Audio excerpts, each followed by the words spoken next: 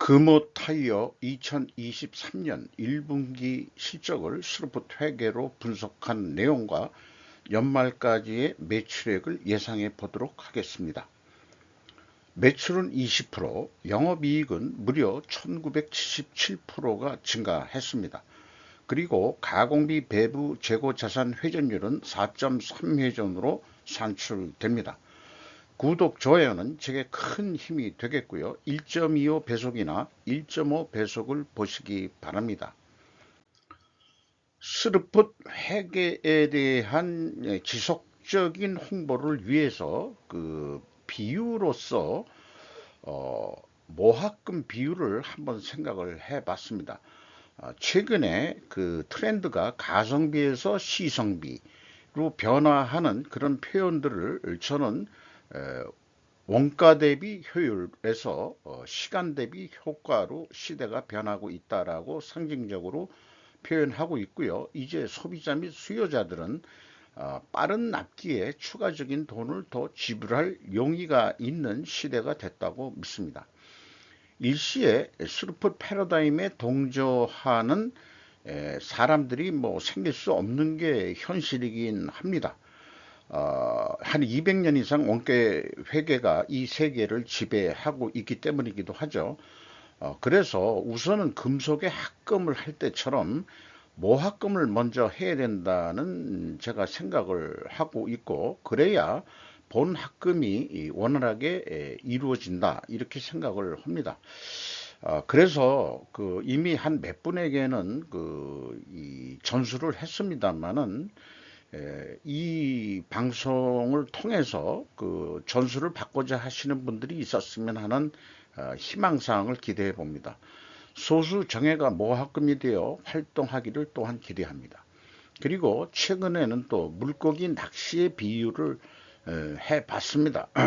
우리가 밤을 새가면서 물고기 한 마리 잡으려고 낚싯대를 들이듯이 그런 신념을 가지고 지속적으로 지금 하고 있다.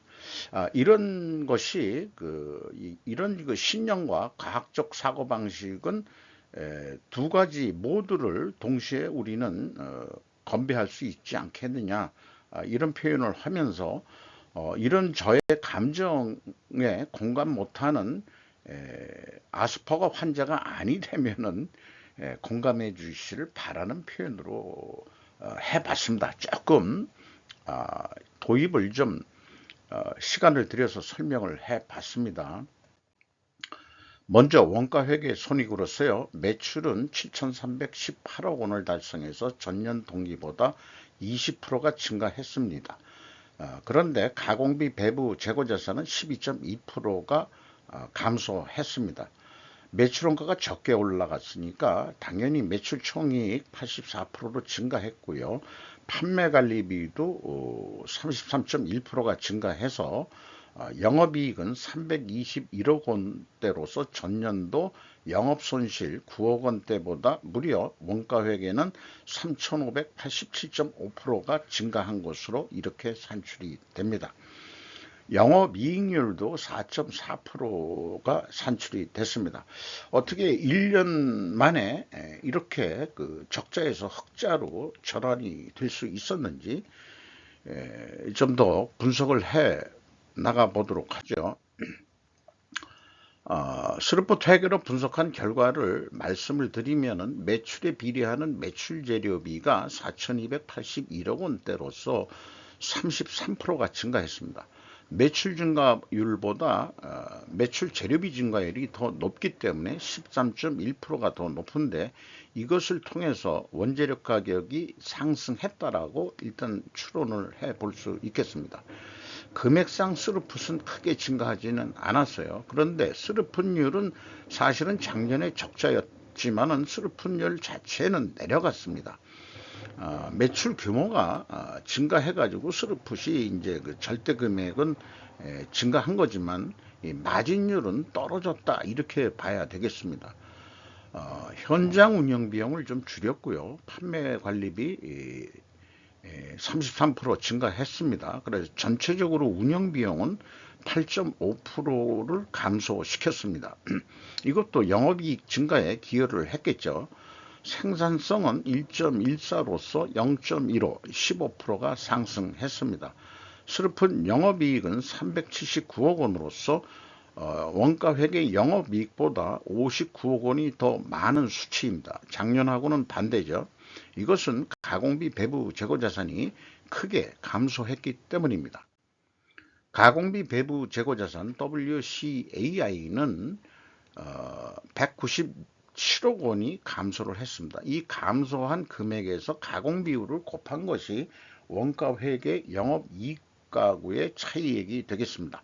스루풋은 재고가 감소하면 이익이 증가하게 되어 있습니다. 비용의 성격적 분류 내용에서 그 A 재고자산의 변동액이 있고 그 B의 표현이 원재료 및 상품 매입액이라고 되어 있으면은 이 재고자산의 변동 범위는 전체 재고자산을 의미합니다. 그래서 1번 MC 매출원가 재료비는 4,341억 원대로서 35.3%가 증가했고요. 운영비용은 8.5%를 줄였습니다. 그래서 이 운영비용에서 판매관리비를 뺀 것이 공장 가공비가 되겠는데 가공비율이 30%로 크게 떨어졌습니다. 상대적으로 매출 재료 비율이 크게 증가했다는 얘기는 원재료 가격이 크게 상승했다. 이렇게 2차 추론을 해낼 수 있겠습니다.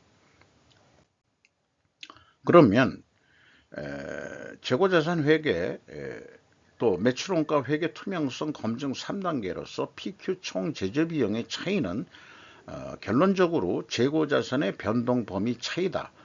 이렇게 말씀드릴 수 있는데요. 여기 그 재고자산의 변동 범위액과 다 일치를 하죠. 금액이 동일한 금액입니다.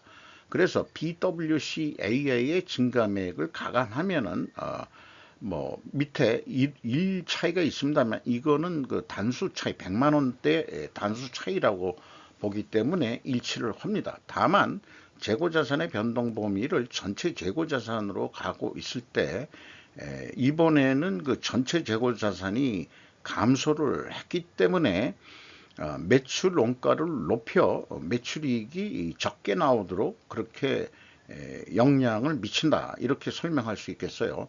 어차피 이익이 나는데 너무 많이 이익이 나도 곤란한 거 아니냐는 심리도 있을 수 있다고 생각을 합니다. 그리고 현금 흐름표 기준 전체 재고자산의 증감액도 검증이 됩니다. 그래서 1단계, 2단계, 3단계 그 수치적으로 회계 투명성은 확보가 됐다. 이렇게 말씀드릴 수 있겠어요. 운영 비용을 좀 비교를 해봤는데 인건비가 관심사이기는 합니다. 그 1분기에 그 1천억 원대가 집행이 됐는데 전년보다 39.2% 증가했고요. 직원 수는 29명이 증가했습니다.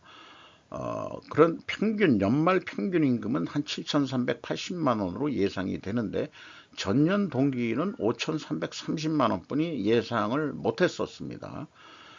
이렇게 크게 38.4%나 크게 상승을 했는데 적자를 작년에 냈는데도 올 초에 이렇게 많이 올린 이유가 무엇이냐?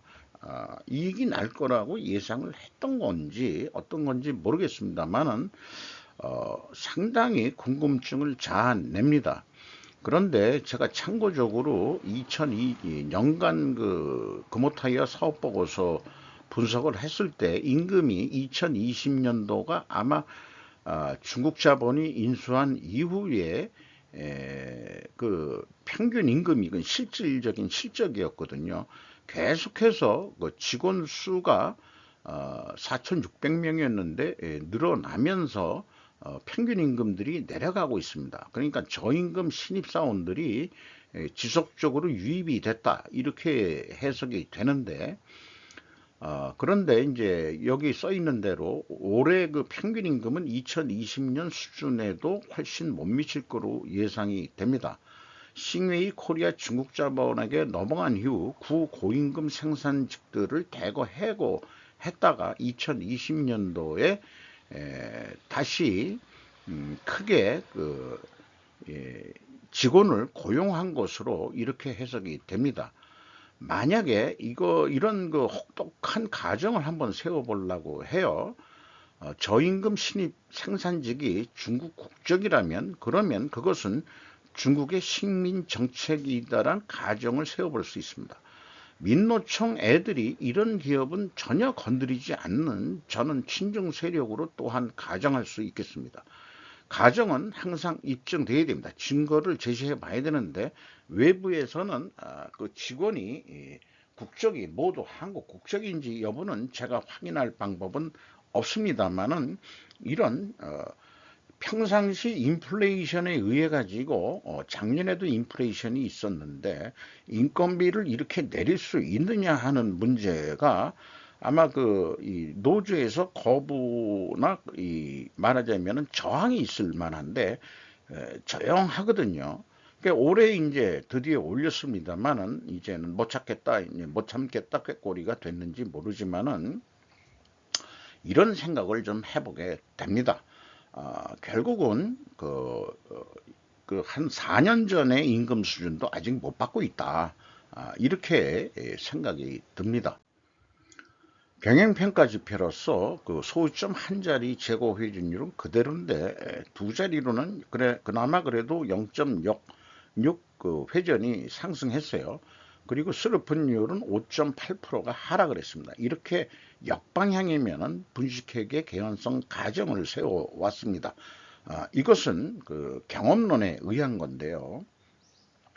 회사가 우리는 아까 그 1단계, 2단계, 3단계 수치적으로는 투명성이 있었기 때문에 우리 반증을 해야 됩니다. 금호타이어는 우리는 회계, 분식 이런 거 안 하는 회사라고 그 반증을 하려면은 원재료 및 상품 매입 가격 하락과 판매 가격 하락으로 입증해야 됩니다. 그러나 1, 2차의 그 손익계산서와 그 비용의 성격적 분류행에서 공이 추론했던 원재료 가격의 상승하고는 추론되는 모순이 나오게 됩니다. 이 모순을 해소할 수 있어야 되는데 분석을 통해서 과연 할 수 있는지 여부는 아직 자신하기는 이르고요. 또한 계속해서 또 좀 검토를 해야 될 사항이라고 생각합니다. 싱에이 코리아가 그 부채까지 이 부담을 하고서 인수를 했습니다만은 레버리지율이 70.5%면은 이미 경영권은 뺏겨 있는 상태다. 채권은행한테 이걸 빨리 50% 이하로 싱웨이 코리아가 빚을 갚아야 우리나라 그 금융 자본에게 그 은행권한테 갚아야 경영권을 확보할 수 있겠습니다. 어느 때라도 그 싱웨이 코리아를 금호 타이어를 딴 데 매각할 수도 있는 상황이다. 이렇게 말씀드릴 수 있겠어요. 투하자본 이익률은 작년도 마이너스 0.1%에서 2.1%로 2.2%가 상승했습니다. 이 지금 분식회계 가정에 대해서 조금 더 논리적으로 논리도표, 충분조건 논리도표로 표현해 본 건데요. 재고 회전율 상승과 수르픈율 하락 역방향이면은 분식회계 가정을 세웁니다. 그런데 반증할 수 있는 것은 원재료 가격 하락과 판매 가격 하락, 가중 평균 가격 데이터가 확인 되기 때문이다. 이렇게 이제 반증 추론을 할 수 있고, 그것을 그 평균 데이터 가격은 확인을 해야 될 것입니다. 또한 그 반증을 위한 입증을 위해서 필연적으로 존재할 다른 증거들을 투명성 법정에 제시를 해야 된다 그러면은 재고 회전율을 수량으로 산출했어도 재고 회전율이 상승을 했음을 입증을 해야 될 것입니다. 또한 그 원재료 매입액 및 사용액을 딴 자재도 그 재고도 마찬가지겠습니다만은 이 매입액과 사용액을 검증할 재고 흐름 데이터도 증거로 제시해야 되고 또한 매출원가 계산을 할 때 기준이 그 변동 범위 기준이 WCAI 표준화해야 된다라고 강조할 수 있겠습니다. 그래서 금호 타이어가 그 원재료 그 가격 추이를 자세하게 했는데 일반적으로 매입 비중을 모르면은 단순 평균으로 그냥 해버리거든요. 단순 평균으로는 10.1%가 감소했습니다만 매입 비중이 80.7%인 상황 영향까지 미치는 범위 내에서는 마이너스 7% 가중 평균 가격이 원재료 가격이 내려갔습니다. 그것은 1, 2차 추론과 반중 추론과는 모순된 상태인데 반중 추론의 원재료 가격 하락은 입증이 된다 할 수 있겠습니다. 그리고 판매 가격은 하락이 아닌 상대적 상승으로 또한 모순이라고 볼 수 있겠어요. 가격이 2.7% 내려갔습니다만 이거에 회사가 자기네들이 가중평균 가격이라고 얘기를 했습니다. 2022년도에는 20%나 가격이 크게 상승을 했었고요. 그럼에도 불구하고 적자가 났었죠. 그래서 이거를 보통은 이제 중소기업을 위해서 그 납품 단가가 납품 판매 단가가 그 원재료 연동형 이런 거를 국회에서 죄송합니다. 통과를 했는데 과연 그게 법으로 규정해야 될 얘기인지 저는 동의할 수 없습니다. 그래서 가중평균이 7% 내렸다면은 제조 원가 비율이 제조료 비율이 70%니까 4.9% 인하 압력이 있는데 일반적으로 가공비가 올라간다 그러면은 그것까지 부담해 가지고 가격 올려달라 이렇게 보통 견적서를 내겠지만은 이렇게 내려갈 때는 또 이 침묵을 지키죠. 벙어리처럼 이런 거는 또 얘기를 안 합니다. 어쨌든 이 가공 비율은 감안을 안 한다 그래도 4.9% 가격 인하 압력이 있는데 판매 가격은 2.7% 내렸다면은 이건 상대적으로 거꾸로 가격을 상승시킨 거죠. 그래서 이익이 난 겁니다. 원료 가격이 내려갔으면은 연동제를 주장하는 그런 생각이라면은 4.9% 내려줘야죠. 그런데 2.7%뿐이 내리질 않았다고 하는 것은 이익을 올해 많이 챙기게 된다 이런 얘기가 되겠습니다.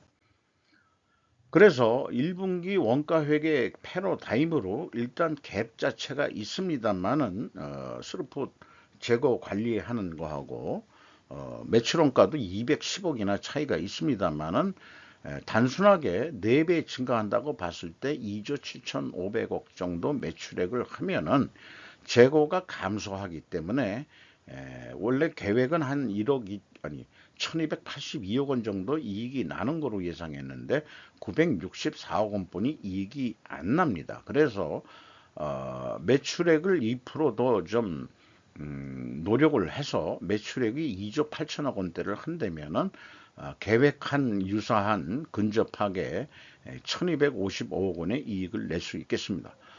그런데 반대로 매출액은 그냥 2조 7,500억으로 하는 대신 재고만 12%가 반대로 증가한다 그러면은 노력도 안 하고 해도 1,306억 원의 이익을 낼 수 있는 게 원가 회계의 아주 모순된 맹점이죠.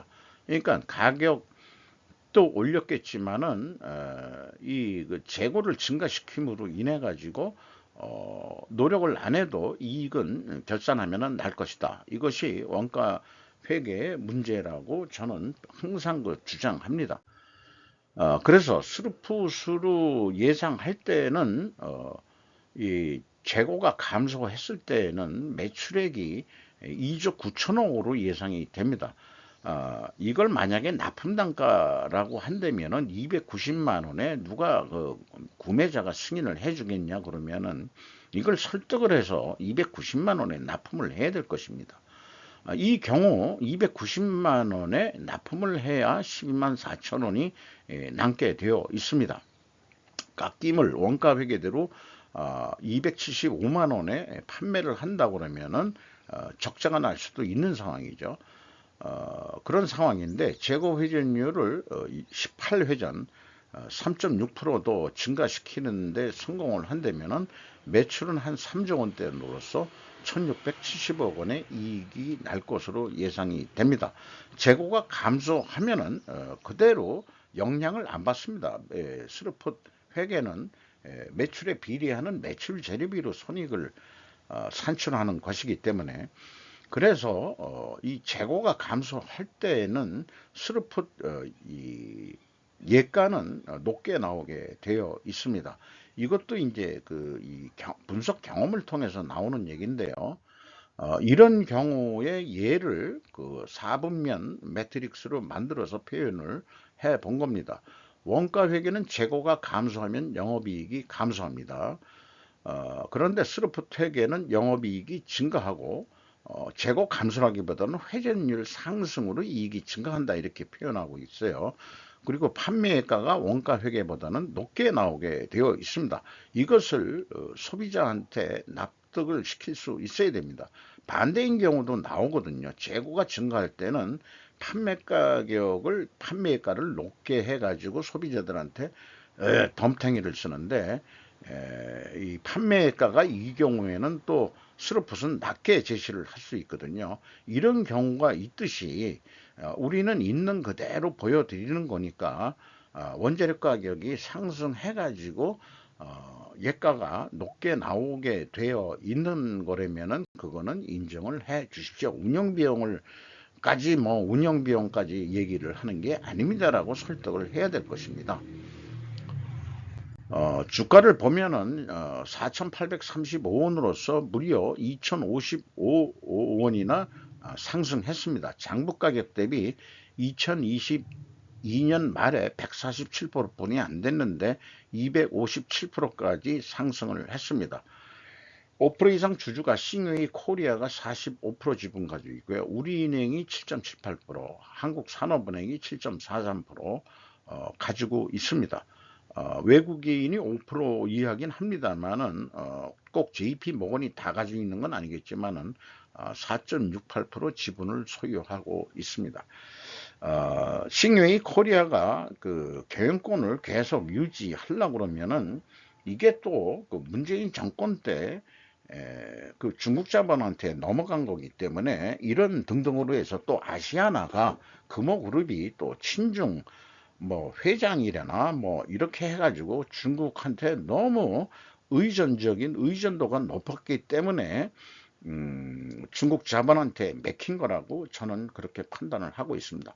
제 생각에는 지금 그 이자 부채 레버리지율이 70% 이상이라면은 분명히 은행권에서 그거 경영권 압박을 해가지고 다른 이 한국 자본이나 또는 기왕에 외국계 자본이라면은 미국 자본이나 이런 쪽으로, 아니면 더 바람직한 것은 우리나라 어떤 한국 자본이 금호 타이어를 인수해야 된다고 저는 강력하게 주장하고자 합니다.